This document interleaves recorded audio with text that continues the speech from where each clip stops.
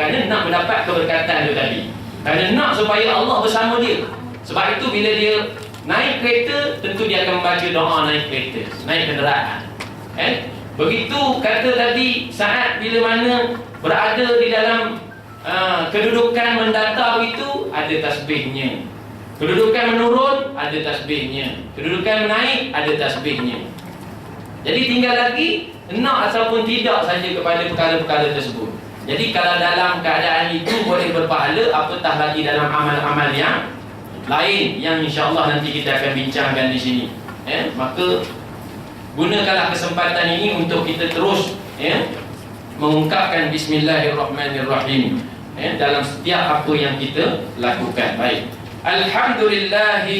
Alhamdulillahil muftadahi bihi fi kulli kitabin. Segala puji bagi Allah Subhanahu wa taala yang dituntut memulai dengan dia pada tiap-tiap kitab. Jadi bila sebut alhamdulillah pula, maka alhamdulillah dikatakan oleh ulama ianya merupakan permulaan idhafi. Kalau tadi hakiki, alhamdulillah ini permulaan idhafi, tambahan. Makna kata alhamdulillah ini bermaksud permulaan yang terdahulu pada hadapannya sesuatu. Yakni mesti dia punya tertib dia bismillah dulu, selepas bismillah baru tambahannya dengan alhamdulillah. Dengan nama Allah Subhanahu wa taala yang Maha Pemurah lagi Maha Penyayang, segala puji bagi dia. Sebab itu kita tengok pada tertib Al-Fatihah itu dimulakan dengan bismillah, lepas tu baru alhamdulillah. Jadi bismillah itu permulaan yang hakiki, alhamdulillah itu permulaan yang idhafi. Idhafi ini maknanya tambahan. Idhafi, alif, dot, alif, fa, ya. Idhafi. Kaitan macam mudhaf ilaih lah. Ada begitu. Jadi ada kaitan.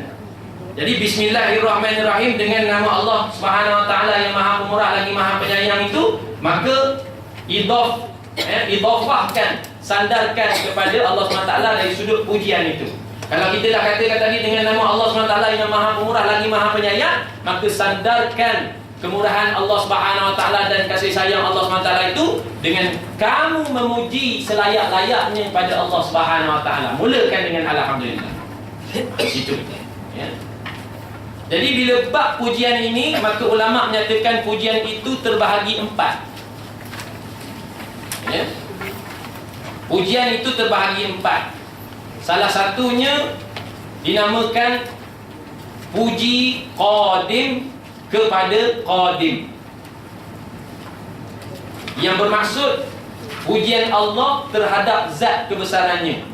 Jadi bila kita baca alhamdulillahirabbil alamin, maka disitulah contoh puji qadim kepada qadim. Makna kata tadi puji sedia kepada yang sedia. Dalam bahasa kita mudahkan pujian Allah terhadap dirinya sendiri. Segala puji bagi Allah SWT. Kita yang menentukan. Sebenarnya pada hal yang sama, pada ketika itu tak lain tak bukan Allah SWT yang sebenarnya menentukan perkara itu. Kita tinggal lagi menakalkan saja.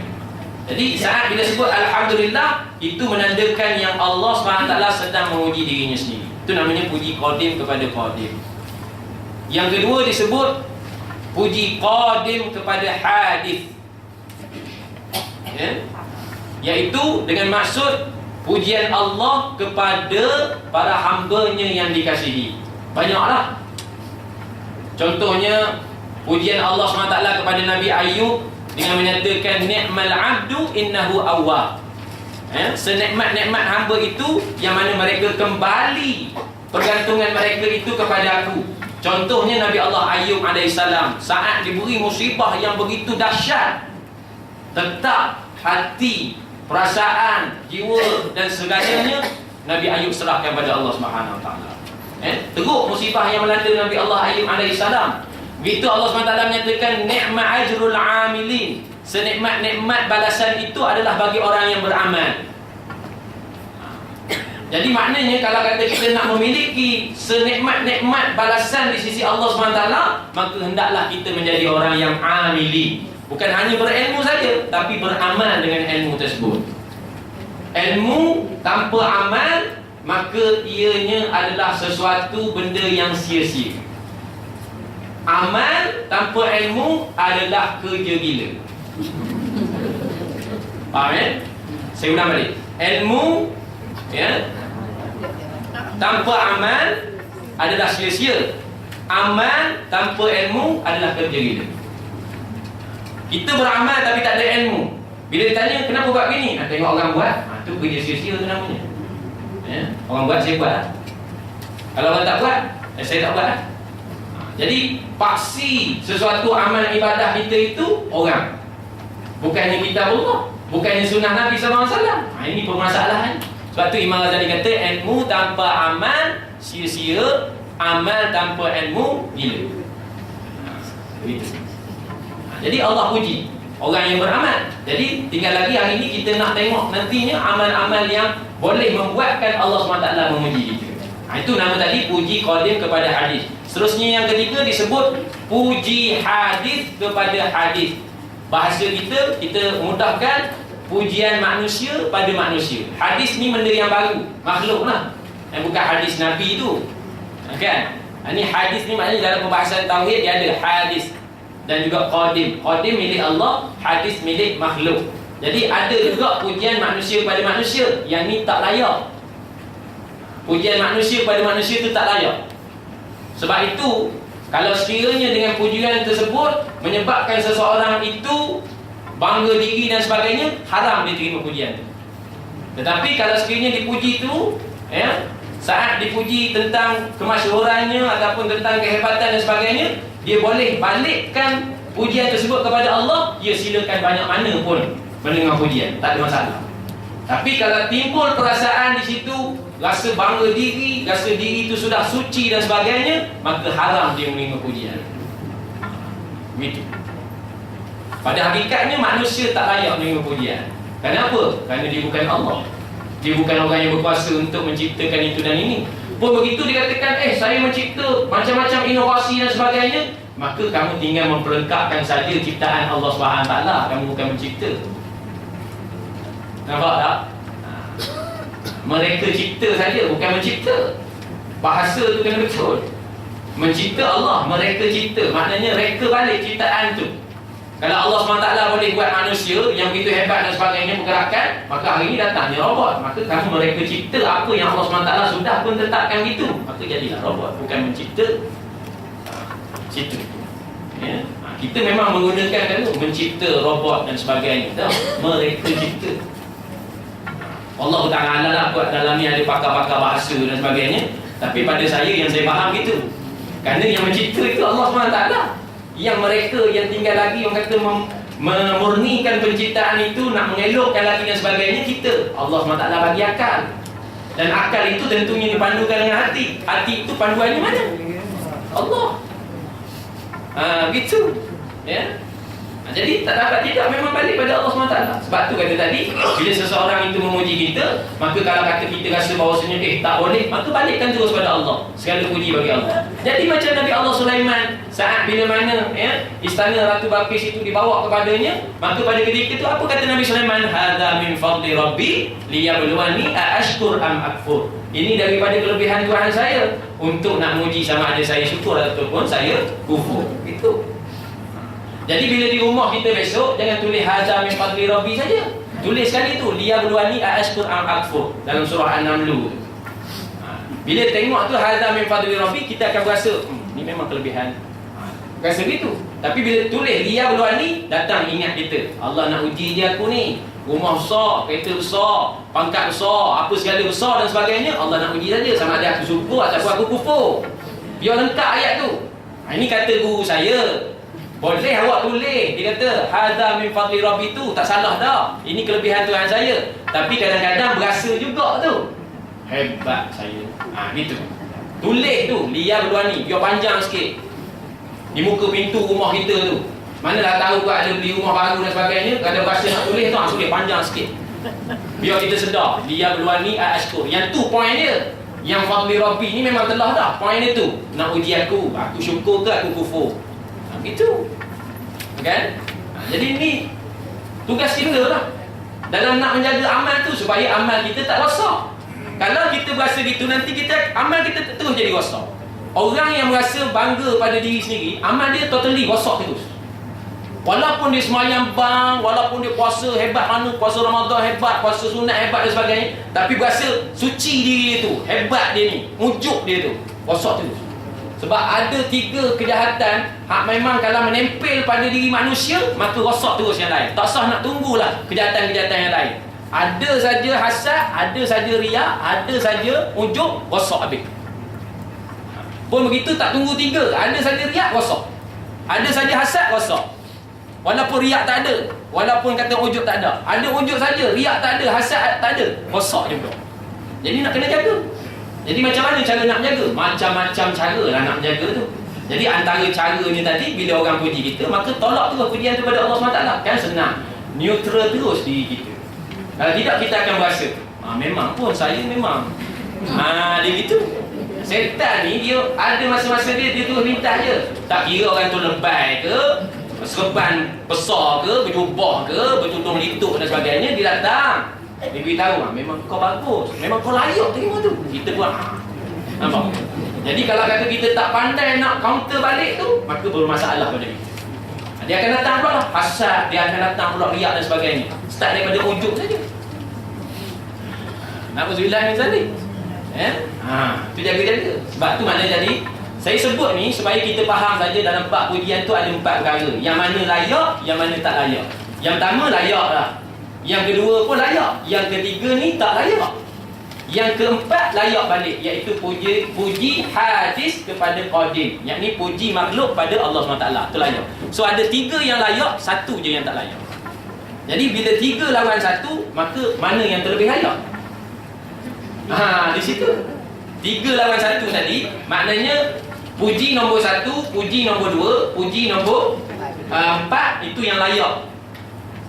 Kan? Yang 1 nombor 3 tu tadi tak layak. Jadi 3 lawan dengan 1, mana menang? Mesti majoriti. Jadi majoritinya berbalik, kenalah puji pada Allah SWT. Dan terimalah saja kalau Allah SWT nak puji kita. Mungkin persoalan kata, bukankah orang yang memuji kita itu Allah SWT yang dorongkan? Ya, betul. Tapi hakikatnya siapa yang mendorongkan itu? Allah lah. Jadi layaklah puji Allah SWT. Dia sebagai asbab saja memuji kita. Kalau Allah tak lorongkan dia memuji kita, maka dia tak puji kita. Pun begitu kalau Allah SWT biarkan semua orang senyap dalam hal memuji kita, maka tak ada orang yang nak memuji. Siapa yang layak sebenarnya memuji? Allah lah. Itu saja. Sebab tu tak perlu kita mengharap pujian daripada orang, kita mengharap pujian daripada Allah SWT. Kalau Allah SWT sudah menyatakan ni'mal ajrul amili, senikmat-nikmat balasan pahala bagi orang yang beramal, kita tinggal lagi buat apa? Amal lah. Dan dalam amal tersebut ikhlaslah pula. Kerana Al-Imam Ghazali menyatakan kullun nasi halikuna illal alimun. Tiap-tiap manusia itu akan binasa secara pasti, melainkan orang yang berilmu. Fal alimuna halikuna illal amilun. Dan orang yang berilmu itu akan pasti juga binasa, kecuali orang-orang yang beramal dengan ilmunya. Fal amiluna halikuna illal mukhlisun. Dan orang yang beramal itu pasti juga akan binasa lagi. Saringan yang seterusnya, dia mesti ikhlas dalam beramal, baru tetap amal tersebut sebagai yang dikatakan tadi ni'mal ajrul amili. Jadi al-amilin yang kita nak raih ini, yang kita nak kecapi ini, tak lain tak bukan adalah orang kata tadi, orang amal yang mukhlis ataupun amal yang ikhlas pada Allah SWT. Ya, baik. Wassalatu wassalamu. Jadi kita hari ni mukadimah aja. Ya. InsyaAllah jangan risau. Maksudnya yang bab apa ni, muka surat 5 tu nanti boleh skip terus. Sebab itu senarai amalan-amalan yang dijamin masuk syurga saja. Yang ni penting saya sebutkan. Kerana ada yang dalam ni aham minal muhim. Yang penting daripada yang terpenting, yang lebih penting daripada itu. So mukadimah itu aham. Dan seterusnya nanti, ya, mukadimah tajuk kita muka surat 2 dan 3 itu dikategorikan sebagai aham minal muhim, yang terpenting daripada yang kata tadi penting. Dan bila masuk pada bab pada menyatakan tentang amalan, yang itu yang dikatakan muhim, penting untuk kita tahu apa amalan dan sebagainya. Dan khatimah itu sedikit sebanyak kita tahu juga berkaitan dengan apa yang merosakkan amal kita. Baik. Wassalatu wassalamu ala sayyidina Muhammadin khatamin nabiyyin al-madhkur fil kitab. Dan rahmat Allah Subhanahu wa taala dan salamnya atas penghulu kita Sayyidina Muhammad sallallahu alaihi wasallam, penyudah sekalian nabi yang disebutkan di dalam Al-Quran. Menyangkut tentang selawat, menyangkut tentang salam, apa maknanya? Maka kita dapati di dalam khutbah-khutbah ada dinyatakan innallaha wa malaikatahu yusalluna 'alan nabi ya ayyuhalladzina amanu sallu 'alaihi wa sallimu taslima. Apa makna selawat daripada Allah? Apa makna selawat daripada malaikat? Apa makna selawat yang daripada manusia, jin dan juga lain-lainnya? Maka kata ulama, selawat daripada Allah Subhanahu wa taala itu berupa rahmat. Sebab itu disebutkan dalam terjemahan itu dan rahmat Allah Subhanahu wa taala. Jadi bila kita memahami ayat innallaha wa malaikatahu, Allah selawat macam mana kepada Nabi? Iaitu dengan memberi rahmat pada Nabi sallallahu alaihi wasallam. Wa malaikatahu, malaikat selawat pada Nabi. Ada pendapat menyatakan bahawasanya selawat malaikat kepada Nabi itu berupa doa. Ada juga pendapat menyatakan bahawasanya selawat daripada para malaikat itu tidak lain dan tidak bukan adalah kalimah istighfar kepada Nabi sallallahu alaihi wasallam. Ya. Jadi istighfar ini bukan tertentu waktu kita salah saja istighfar. Sebab kita berbalik pada kaedah tadi tu, al-insan la yakhlu 'anil khata'i wan nisyan. Berasa tak salah tu salah. Boleh? Berasa tak salah tu, maknanya kita kata saya ni ingat-ingat balik tak ada salah sama orang. Itu salah. Itu maksud dia. Jadi tak dapat tidak kena istighfar juga. Walaupun memang berasa tak ada apa buat dosa orang, tetap kena istighfar. Jadi di sini mungkin timbul persoalan, Rasulullah kan maksum nak istighfar apa? Bukankah Allah Rasulullah SAW berpenat lelah semayang malam bengkak-bengkak kaki nak menunjukkan dia hamba yang bersyukur walaupun dia maksum? Kan? Itu namanya tadi. Jadi malaikat beristighfar kepada Nabi supaya Nabi sentiasa terpelihara daripada perkara-perkara yang melibatkan dosa dan kemaksiatan. Dan memang nama maksum, tapi minta lagi. Itu nama hamba yang bersyukur. Kita ni bila dah rasa tak ada apa-apa benda, kita rasa hebatlah kita. Saya memang tak ada dosa orang, fikir-fikir tak ada lagi. Saya dah minta mampu habis dah sebelum pada bulan Ramadan ni. Rasa masuk Ramadan ni kira memang selesa habis. Pun begitu ada juga dosa. Itu bangga diri buat rasa dosa bangga diri. Nampak? Sebab awak tak layak nak cuci diri, nak suci diri, tak layak. Ya, tak layak. Allah SWT sebut dah, fala tuzakku anfusakum, jangan kamu sucikan diri kamu. Huwa a'lamu biman ittaqwa, dia yang mengetahui siapa yang bertakwa di kalangan kamu. Jadi maknanya saat kita berbuat itu maknanya terus mengharapkan ya Allah redha apa benda. Sebab tu doa Allahumma inna nas'aluka ridha wal jannah wa na'udzubika min sakhatika wan nar. Pun begitu perbaharui balik asyhadu an la ilaha illallah astaghfirullah nas'aluka ridha wal jannah wa na'udzubika min sakhatika wan nar. Itu amalan yang berterusan Nabi SAW sepanjang bulan Ramadan. Perbaharui syahadah balik asyhadu an la ilaha illallah, seterusnya istighfar astaghfirullah as'aluka ridhaka wal jannah wa a'udzubika min sakhatika nar. Wirid yang sering kali Rasulullah baca pada sepanjang bulan Ramadan. Sebab apa? Sebab tu tadi. Kalau Rasulullah SAW baca, kita yang tak baca, komen sepanah panggil. Itu je lah. Maknanya kita ni yang memang tak terpelihara daripada dosa dan pahala, tak beristighfar. Rasulullah yang memang tak sebut maksum dah, dia tu pun beristighfar. Itu kita katakan tadi komen kita. Itu bahasa saya lah, jangan guna mana. Ini ya. Ada komen sepanah tu saya tambah je. Ya. Tapi makna kata tadi memang tegur benar lah kita ni. Lemah benar lah kita ni. Ya. Besar mana kita ni sampai satu tahap maknanya tak mahu nak istighfar, tak mahu nak apa ni. Itu masalah dia. Sedangkan Allah SWT menyatakan, Nabi SAW menyatakan dalam sebuah hadis, at-taibu habibullah, orang yang bertaubat itu adalah kekasih Allah. Kita tak mahu juga. Sebab tu antara tanda-tanda kerasnya hati kita itu adalah dengan sewenang-wenangnya kita berbuat dosa, di hujung nanti harapan kita sempat untuk taubat. Itu kerat hati kita. Maknanya orang yang melakukan dosa dengan harapan nanti taubat, ini kerat hati. Kerat hati. Bila kita tak apalah, nanti kita tobat lah. Kita cerita dulu hari ni. Esok bila dekat nak raya, esok kita maaf lah. Contoh kata begitu. Nampak? Ni ke hati. Kadang-kadang begitu kan, kita cerita tentang hai orang. Dalam bulan puasa pun nak cerita hai orang lagi. Patutnya mulut ni kena katuk terus tau. Dia cerita hai orang, cerita hai diri sendiri. Dah, dia cerita juga hai orang. Bila begitu kan orang kata, tak boleh ni bulan Ramadan ni. Tak apalah, nanti kita minta maaf. Dia nampak ke hati. Dia ngajak lagi orang tu. Ke hati. Seloroh-seloroh juga, gelak-gelak juga. Tapi kadang-kadang benda tu kita buat. Kita tak mahu gitu. Jadi maknanya bulan Ramadan ini sepatutnya kita jadi orang yang betul-betul menjaga itu semua. Supaya apa? Supaya kita terhindar daripada kurangnya pahala puasa dan seterusnya puasa kita tak mendapat apa-apa. Itu berbalik pada cerita istighfar tadi lah. Baik. Kalau selawat daripada manusia, jin dan lain-lain, itu juga berupa doa. Ya. Dan bagaimana pula dengan wassalam? Salam tu.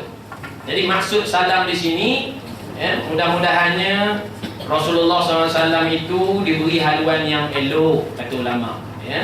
Bertambah sentosa dengan kemuliaan daripada yang lain. Dan mudah-mudahan Allah Subhanahu Wa Taala sejahterakan pada zat Rasulnya itu daripada perkara-perkara yang tiada berpatutan dengan sifat seorang Nabi itu. Maksudnya wassalam tu. Jadi sebab tu kita lafazkan Assalamualaikum itu.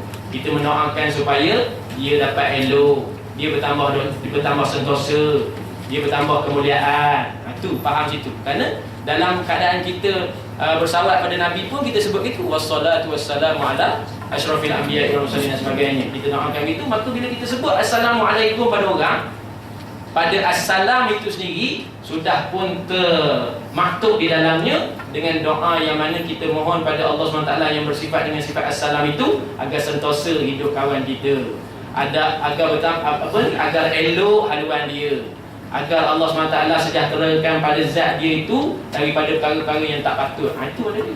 Itu wajib pula lah sahabat kita itu menjawab Waalaikumsalam. Kalau tadi awak mendoakan haluan yang elok pada saya, sentosa hidup saya, supaya Allah sejahterakan zat saya ni, diri saya manusia ni daripada perkara yang tak patut, maka awak pun layak dapat benda yang sama. Waalaikumsalam.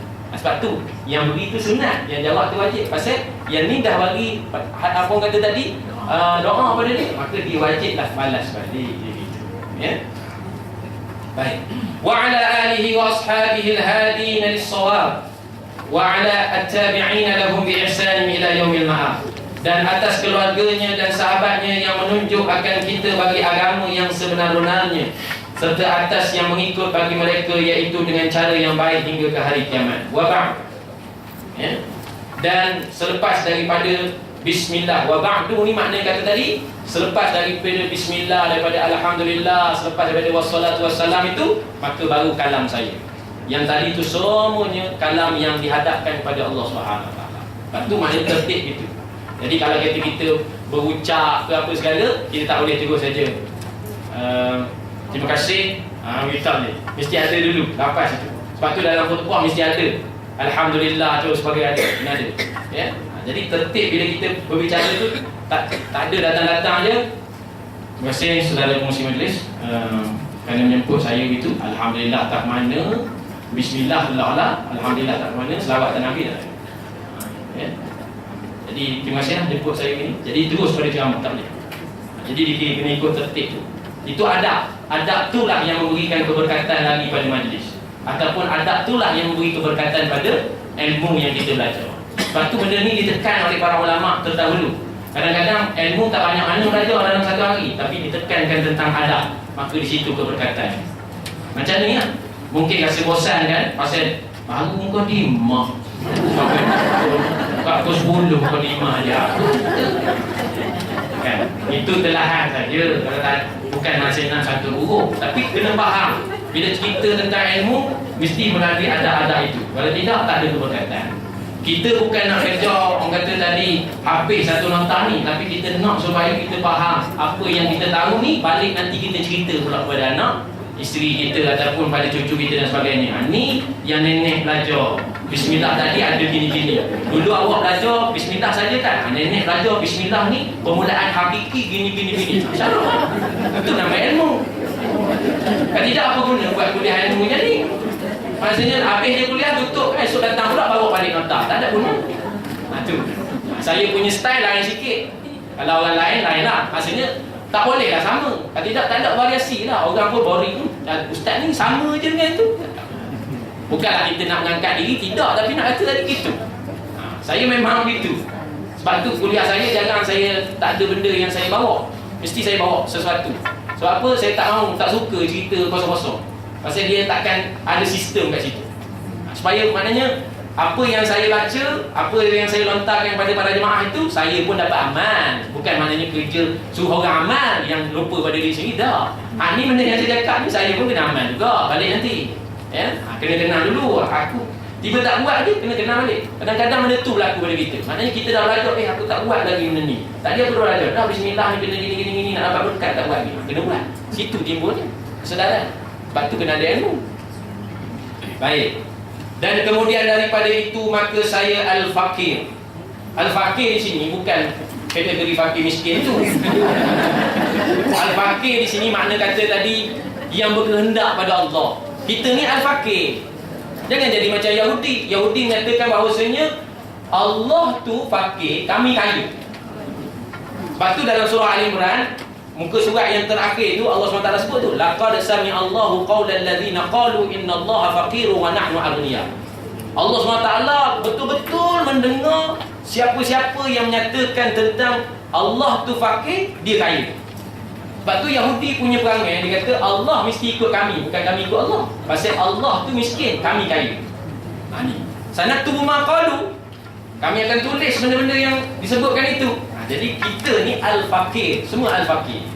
Walaupun dia kaya mana pun dalam dunia ni, dah mati bilioner lagi dia katakan, dia tetap al-fakir juga. Tak ada guna dengan duit tu. Sebab awak bernafas pun dengan nafas Allah Subhanahu Wa Taala. Itu kata tadi, maknanya al-fakir. Tak boleh orang kata jadikan galang ganti duit awak yang berbilion itu untuk nak mendapatkan, orang kata tadi, satu sedutan nafas itu. Sebab itu kita kena sentiasa, orang kata tadi, fi kulli lamhatin wa nafasin bi'adadi kulli ma'lumillah, mengingati Allah SWT. Pada setiap ketipan mata kita, pada setiap nafas yang berdenyut ini, pada setiap bilangan makhluk Allah SWT, kena ingat Allah SWT. Al-fakir pada dia. Tidak, taklah Allah SWT menyebutkan Allahus Samad. Allah itu tempat bergantung. So tempat bergantungnya siapa? Al-fakir. Kita. Jadi saya al-fakir, para jemaah yang ada pun al-fakir, walaupun dalam kategorinya tak ada yang al-fakir di sini. Semuanya al-ghanim belaka. Kaya belaka. Ya? Banyak macam-macam ada, tapi tetap al-fakir. Kaya tak ke mana? Pasal balik ke dalam kubur besok bukan bawa duit, bukan bawa anak, bawa apa? Bawa amal. Jadi nak kena kaya dengan amal. Jadi nak kaya dengan amal itu, maka disebutlah sebagai al-fakir. Yang berkehendak kepada Tuhannya yang amat kaya, iaitu Muhammad Suhaimi bin Sulaiman. Mudah-mudahan Allah SWT mengampuni saya dan bagi ibu bapa saya dan segala muslimin dan muslimat dengan beberapa keampunan dan kerahmatan daripadanya. Amin ya rabbal alamin. Telah sempat menyusun beberapa faedah untuk tujuan perbekalan ke negeri akhirat, supaya diambil manfaatnya untuk diri dan juga kepada sekaliannya, di mana ianya tidaklah sesempurna seperti yang disangka. Dan saya namakan ianya dengan amalan-amalan yang dijamin syurga. Dan saya bermohon kepada Allah Subhanahu Wa Taala bahawa dia memberi manfaat terhadap penyusunan ini, seperti dia memberi manfaat kepada yang lainnya daripada tulisan-tulisan dan karangan-karangan para ulama yang terdahulu. Amin. Dan tiada daya pada menjauhkan maksiat, dan tiada upaya pada berbuat kebaikan melainkan dengan kudratnya yang maha tinggi lagi maha besar. Dan saya susunkan ianya atas satu muqaddimah, yakni pendahuluan, satu bab, dan satu khatimah, yakni penutup. Jadi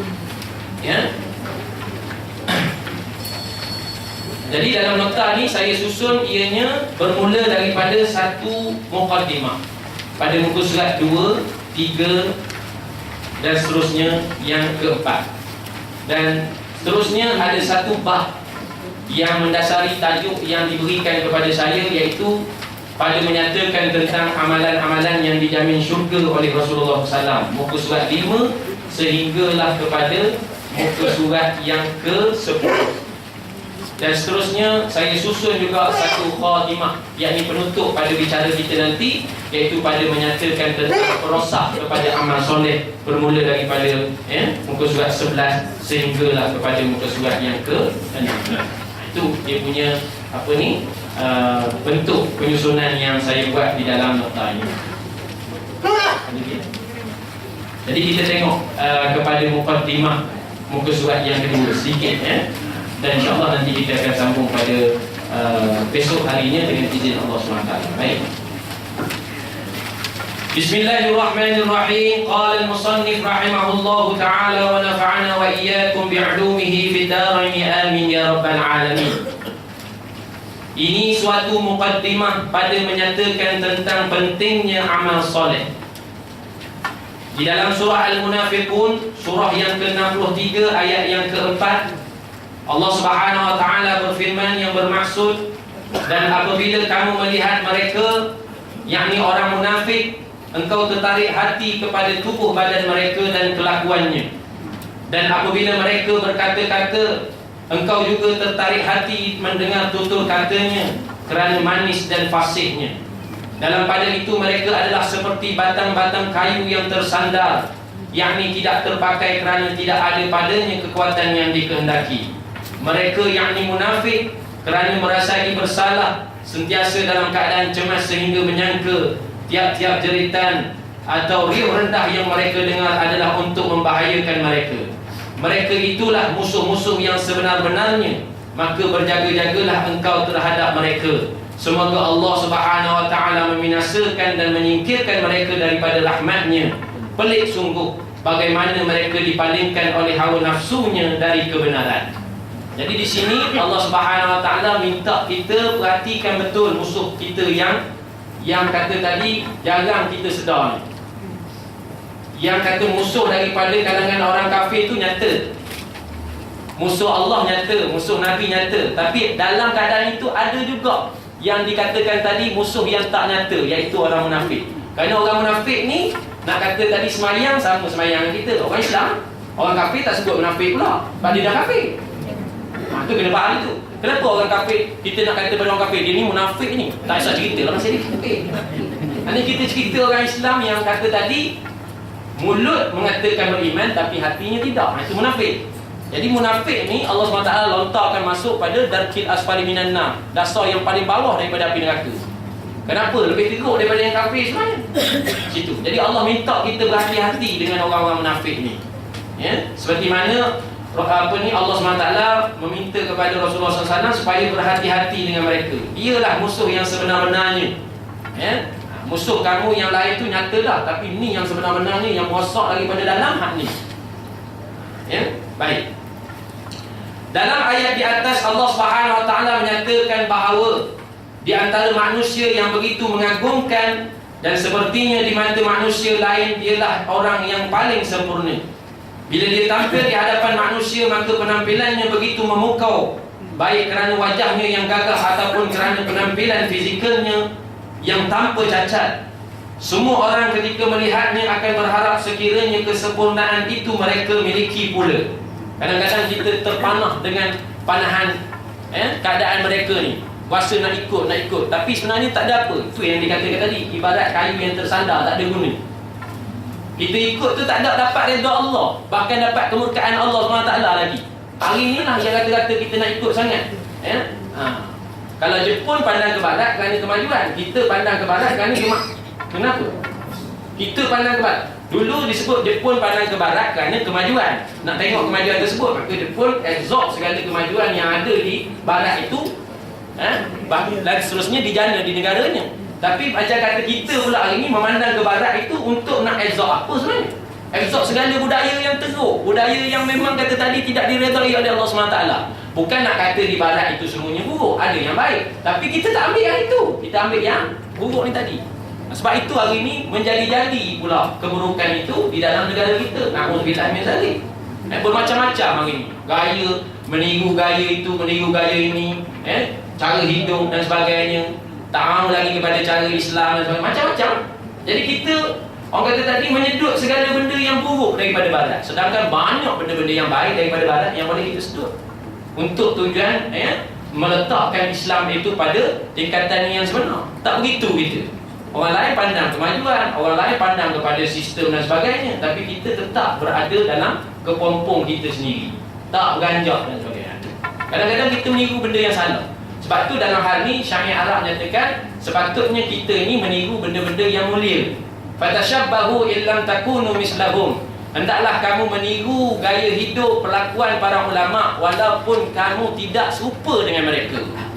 Fa inna tashabbuha bil kiram, sesungguhnya menyerupai para ulama itu walaupun tak sempurna mana, ianya adalah mulia. Dan bila kita menyerupai benda-benda yang mulia, maka di situ ada kejayaan. Jadi kita ambil benda yang tak mulia, maka tak ada kejayaan pada kita. Sebab tu Allah SWT kata, kalau kamu meniru perangai munafik ataupun perilaku munafik, maka kamu juga tak ubah seperti batang-batang kayu yang tersandar, tak ada guna. Nanti kita akan lihat dalam surah At-Tin itu. Kita nak habis kat sini dulu. Begitu juga ketika dia berbicara, maka untaian katanya, argumentasinya dan gaya bicaranya begitu menakjubkan dan menyihir orang lain. Orang-orang menjadi terpaku ketika dia berbicara, baik kerana keluasan ilmunya maupun kerana gaya bicaranya. Namun demikian, kata Allah Subhanahu Wa Taala, orang itu tidak lebih daripada kayu yang disandarkan atau benda mati lainnya. Jadi mereka, orang munafik ni digambarkan sebagai tubuh yang tak bernyawa. Orang munafik hanya gambaran bayang-bayang saja yang kosong, tak ada pengetahuan, tak ada pandangan, serta hati mereka kosong daripada keimanan. Orang begini kita tak boleh nak ikut. Kalau hati mereka sudah kosong daripada keimanan, begitu tadi gambaran hanya bayang-bayang kosong yang tak ada makna, begitu dikatakan tadi seumpama digambarkan tubuh yang tak bernyawa, maka kita nak ikut ke orang begini? Tak boleh. Sebab tu kata Allah SWT tadi, berjaga-jaga engkau terhadap mereka, jangan ikut. Walaupun terkesan dengan bicaranya, kefasihannya, tubuh badannya yang tegak dan sebagainya, kekacakannya, ketampanannya dan sebagainya, jangan terpesona dengan benda yang zahir. Bahkan hendaklah kamu melihat kepada benda yang batin, amalan tadi. Jadi orang munafik ni, kata ulama, orang munafik itu banyak berbicara, dari sudut pelaksanaannya tidak. Orang mukmin itu banyak berdiam, tapi pelaksanaannya ada perkembangan. Jadi makna kita nak jadi orang yang mukmin, maknanya banyak diam tapi kerja jalan. Bukan jadi orang munafik, gitu gini dan sebagainya, tapi bila time buat kerja tu, tak apalah, yang tu saya belum sampai seru lagi. Macam-macam kata tadi kan, cakap dah lega-lega ni, gini, tiba buat, okey, awak cuba buat dah, bagi orang lain, ada gitu. Jadi maknanya cakap je lah. Jadi kita hari ni wallahu ta'ala a'lam, sama ada kita tergolong dalam golongan itu ataupun tidak, kita tak tahu. Nak menghukumkan seorang munafik pun tak boleh, tapi simptom-simptom tu ada. Cuma diamkan sajalah, istighfar pada diri, kok kita pun memang ada sifat itu. Sebelum nak kata orang munafik, maka tengok diri dulu. Kalau awak dalam semayang pun masih ingat pada benda lain lagi selain pada Allah, awak munafik. Betul. Munafik daripada sudut i'tiqadi. Kalau kata tadi munafik yang kata mungkir janji dan sebagainya, itu dipanggil munafik dari sudut amali, bukan i'tiqadi. Tapi kita ni yang sebut, dia munafik, tu munafik, mungkin janji, bohong, ini kita katakan. Kita time Allahu Akbar, Allahu Akbar, Allah Maha Besar. Maka saat sebut tu tadi tak ada iftitah, kecil balik Allah SWT, munafik i'tiqadi, lagi teruk daripada yang amali. Sebab tu kata tadi, nak hukum orang munafik, tengok diri dulu. Kalau takut dicela, maka jangan cela orang. Kalau takut difitnah, jangan fitnah orang. Kalau takut dikatakan munafik, maka jangan munafikkan orang. Walaupun memang kita tahu dah tanda-tanda, dan insyaAllah esok kita akan lihat tanda-tanda tu yang diriwayatkan oleh Ibn Abbas, kita akan lihat tanda-tanda tu. Maka nak sebutnya di sini, orang munafik tu tak ubah digambarkan sebagai tubuh yang tak bernyawa tadi. Jadi orang munafik ni dia ada alamah-alamah ataupun tanda-tanda dia yang tak sempatlah saya nak bicarakan pada saat ini kerana masa pun sudah mencukupi. Jadi kita sambung nanti pada pertemuan kita besoknya, insya-Allah, dengan izin Allah Subhanahu Wa Taala. Sekadar itu yang dapat saya sampaikan. Apa yang baik itu datang pada Allah dan apa yang buruk itu datang daripada kelemahan diri saya sendiri. Mohon ampun dan maaf. Jadi kita tangguhkan majlis kita ini dengan membaca tasbih kafarah, suratul As, dan seterusnya kita berdoa mudah-mudahan Allah Subhanahu wa taala memberkati dan merahmati majlis kita pada pagi yang berbahagia ini. Subhanakallahumma wa bihamdika asyhadu an la ilaha illa anta astaghfiruka wa atubu ilaik. Bismillahirrahmanirrahim. Al-'asri innal insana lafi khusr illa alladhina amanu wa 'amilus salihati wa tawassaw bil haqq wa tawassaw bis sabr. Bismillahirrahmanirrahim. Alhamdulillahi rabbil alamin wassalatu wassalamu ala asyrafil anbiya'i wal mursalin wa ala alihi wa sahbihi ajma'in. اللهم افتح لنا قلوبنا في طلب العلم وارزقنا الإخلاص فيه والعمل به والنشر به حتى يأتينا اليقين. اللهم طهر قلوبنا من النفاق والفسوق والعصيان والكذب. اللهم نور قلوبنا بنور هدايتك كما نورت الأرض بنور شمسك أبدا يا أرحم الراحمين. اللهم أعنا على ذكرك وشكرك وحسن عبادتك. اللهم أعنا على القيام والصيام وغض البصر وحفظ اللسان في شهر رمضان. ربنا آتنا في الدنيا حسنة وفي الآخرة حسنة وقنا عذاب النار. وصلى الله على سيدنا محمد وعلى آله وصحبه وسلم والحمد لله رب العالمين. Terlebih dahulu mohon ampun dan maaf. Assalamualaikum warahmatullahi wabarakatuh.